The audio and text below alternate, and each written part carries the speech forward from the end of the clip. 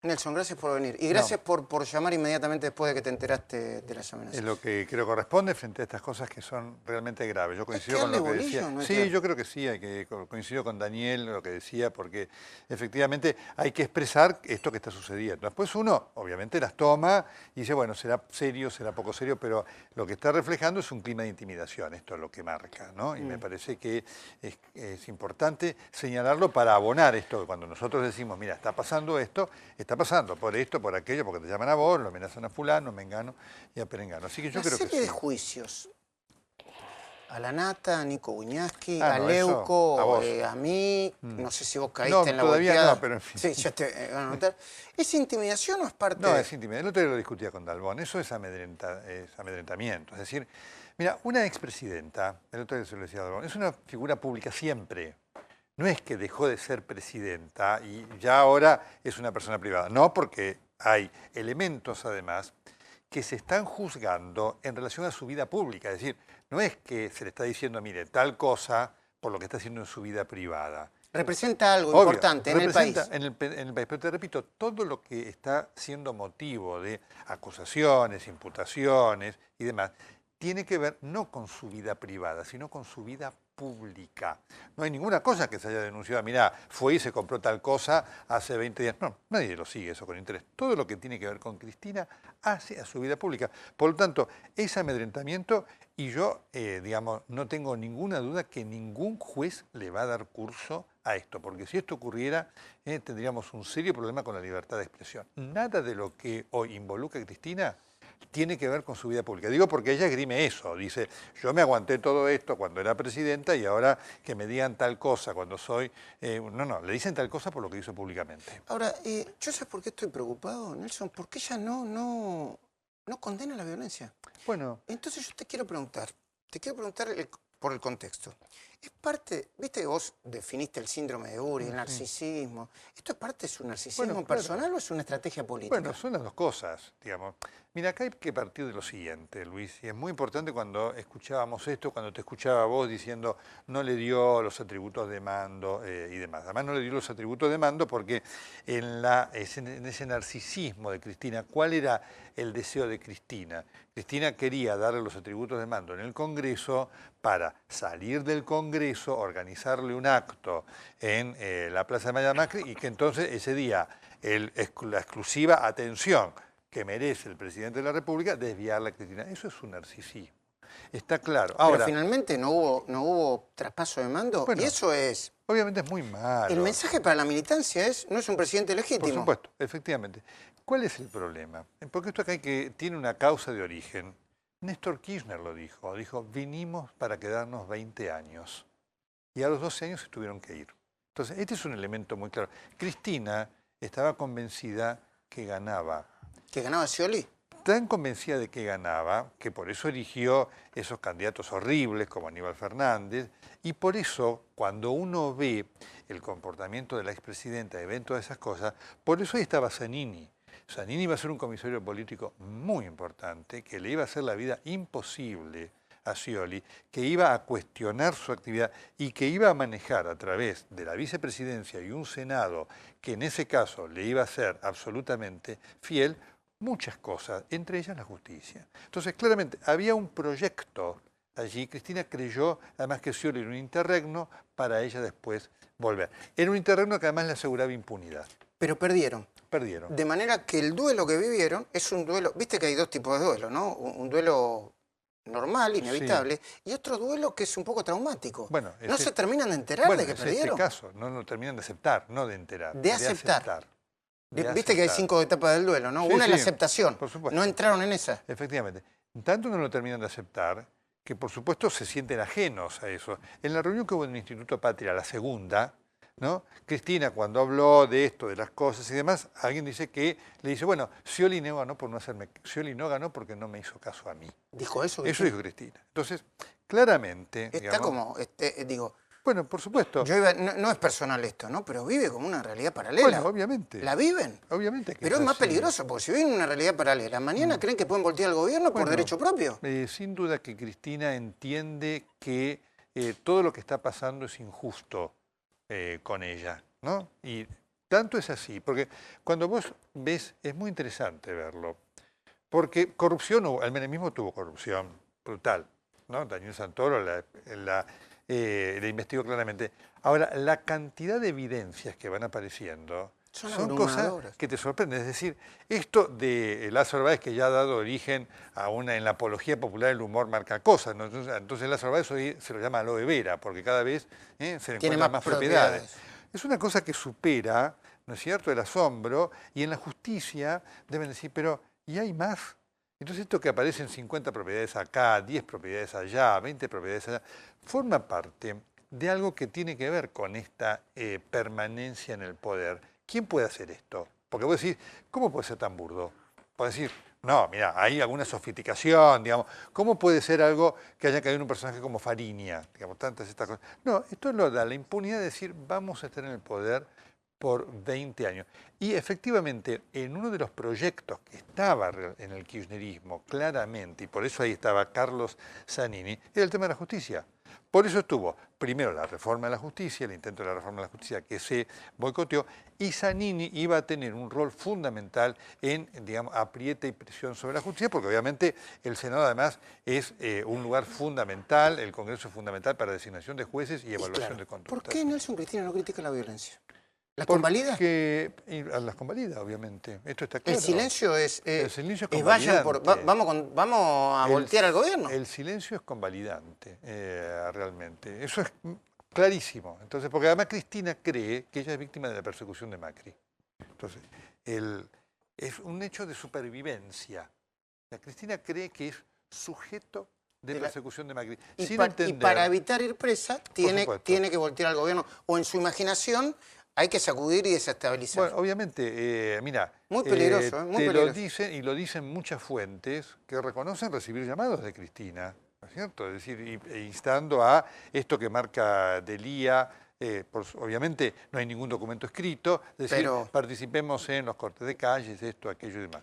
Esto es un elemento claro, porque hoy Cristina cree que Macri es digamos, la cabeza de toda esta avanzada judicial, sin darse cuenta que estas causas ya estaban desde antes y que tiene un elemento que a ella la perjudica notablemente, que es la evidencia. Cuando vos coimeás con plata, y la plata es más difícil, ¿no es cierto? Cuando vos tenés propiedades como las tenés y como esta gente las ha hecho con firma, ¿cómo ocultás eso? Algún juez alguna vez en la época del kirchnerismo, me acuerdo que dijo, un juez de esos remolones, ¿no? Remolones, que hoy decía, bueno, es que Cristina tiene que entender que no se puede parar esto cuando firmó contratos de compra de hoteles y demás. Hay evidencias objetivas. No, claro, no lo puede parar y debe estar desesperada. Obvio. Vamos a hablar dentro de un ratito del médico que mató al delincuente. Yo le digo chico porque era un chico, ¿no? Te quiero escuchar con mucho detenimiento eso. Pero antes quiero plantear otro elemento político. La marcha federal del otro día.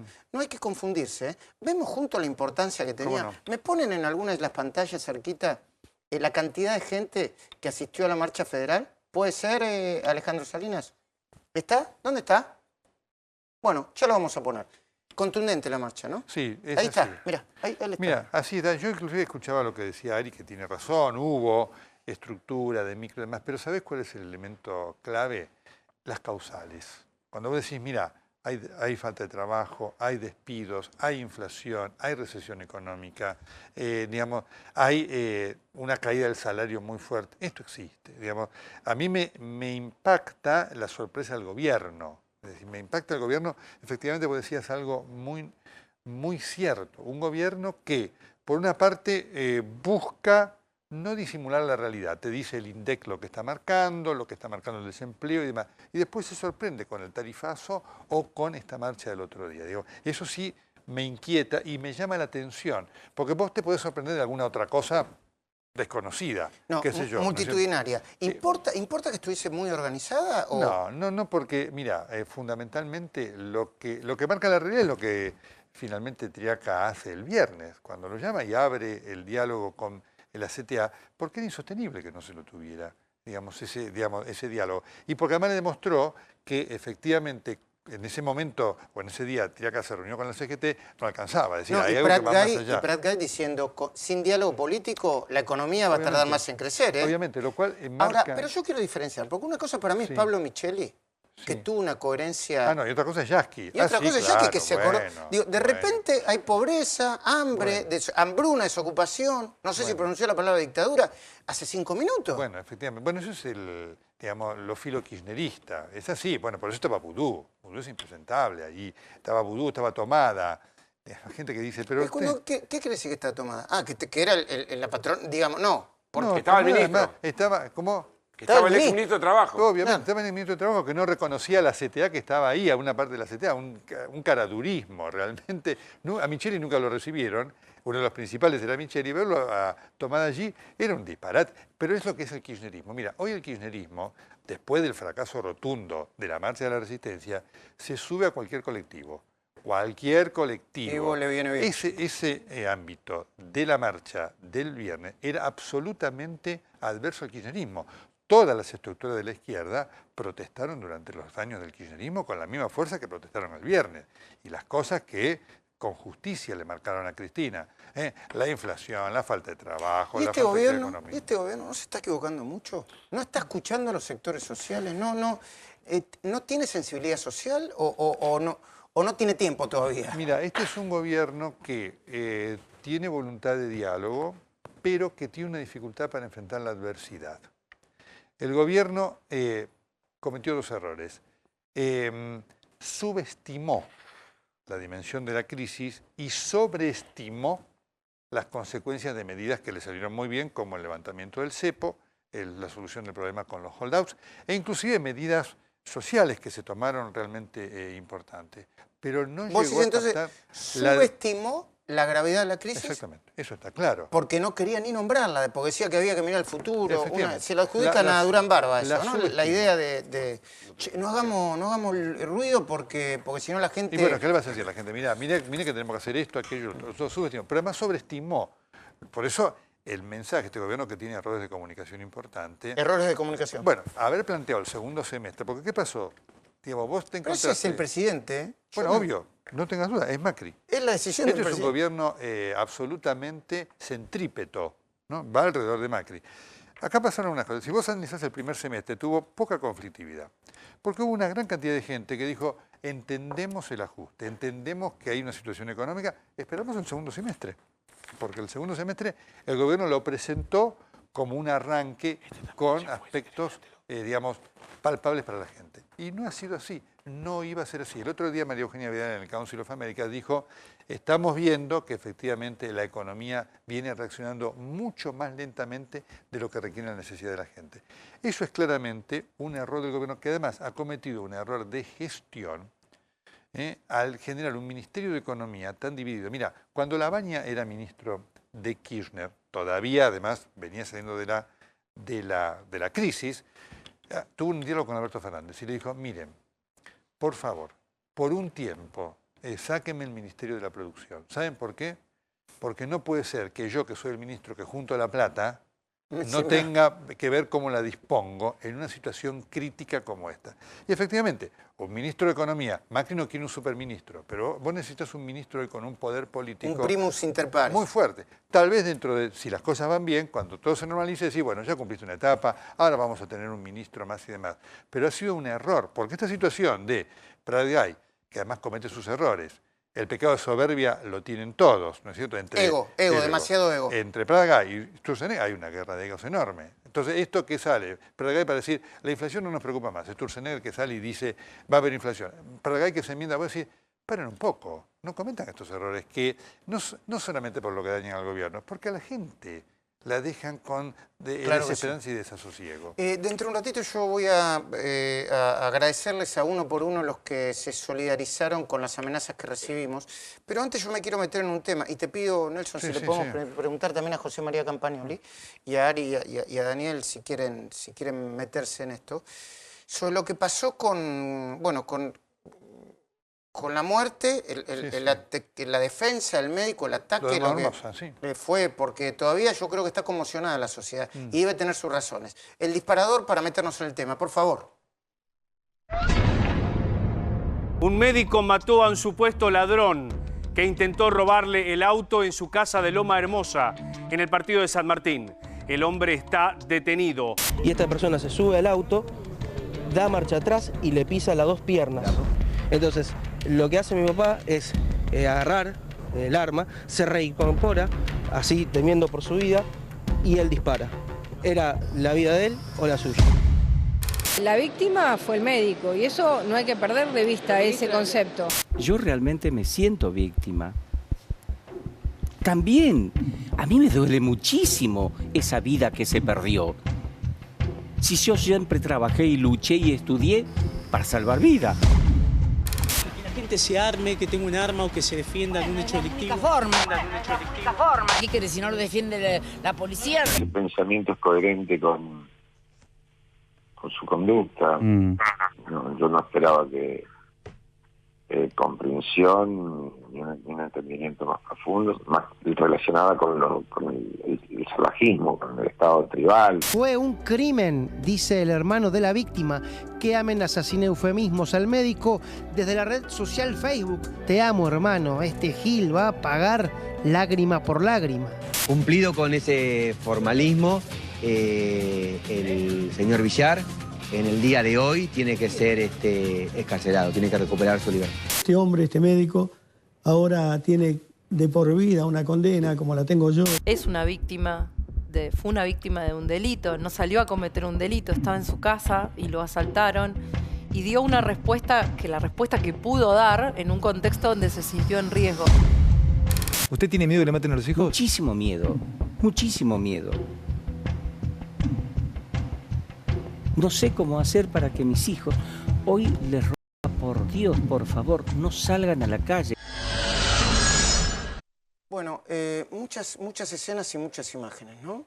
La imagen del médico, felicitaciones a Alejandro Fantino, lo hago público porque era conseguir esa nota. Sí, fue una impactante nota, sí. Impactante nota porque además vos veías la historia de cómo...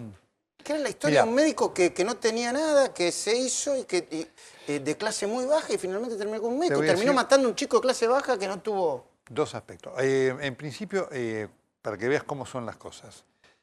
La fiscal al médico no le cree mucho. Fíjate, mira cómo se genera esto. ¿Cómo? ¿No? La fiscal al médico no le cree mucho. ¿No cree qué? No cree que los hechos fueran tal cual los narra el médico. Así que te doy esta información. Y hay un elemento pericial que, digamos, no coincide con lo que el médico narró. No hay ninguna lesión en el pie o en la pierna del médico. Marco esto como elemento para ir al otro lado. Perdón, ahora, como si eventualmente no existiera esa reacción proporcional ante la... Por eso digo, judicialmente estamos en eso. Lo doy por elemento informativo. Ahora, tenemos que ir más allá de esto, digamos, no porque la justicia no deba juzgar como corresponde, sino poner esto en un contexto. De lo que está, el médico lo habían robado 7 veces.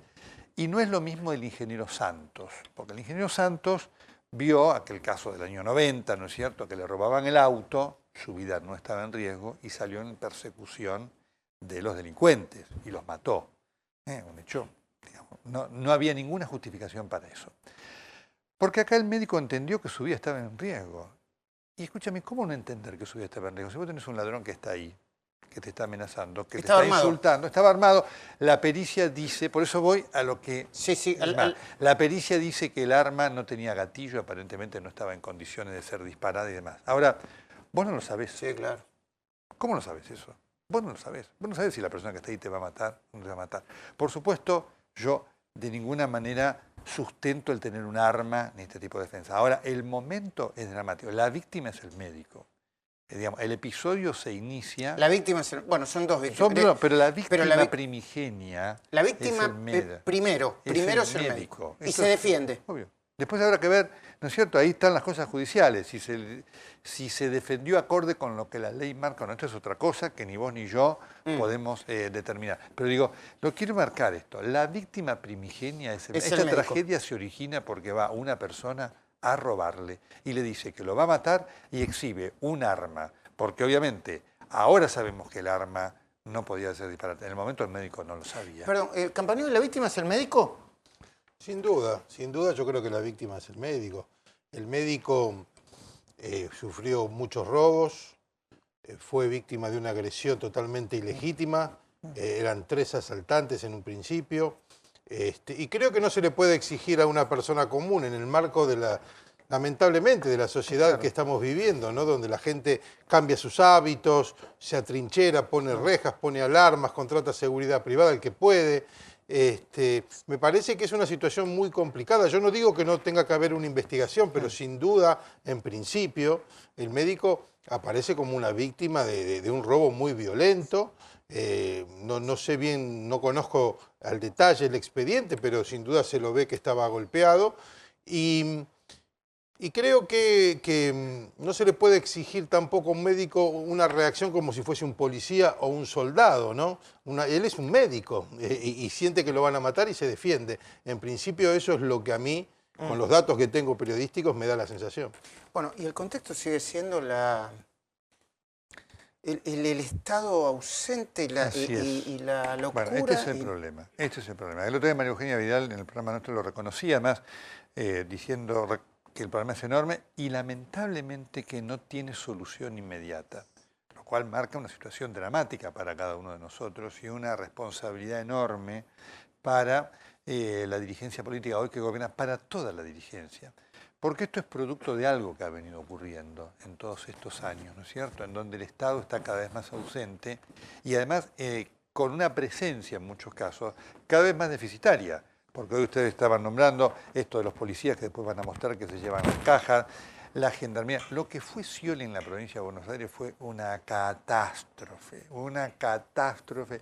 Y lo que fue la burla de esa nueva camada de policías que han salido a la calle sin tener preparación, sin tener vocación, sin ser aptos para defender absolutamente a nadie, no hace más que ahondar esta circunstancia de indefensión que vive la gente. Es dramático. Nelson, nada más que agradecerte que hayas venido acá. Un gusto. Yo te agradezco de nuevo tu solidaridad y tu apoyo. Lo agradezco en el nombre de Daniel Santoro, que lo tengo acá, el apoyo de todos mis compañeros de FOPEA, que somos parte de ese foro de periodistas que tanto trabaja por amor al oficio.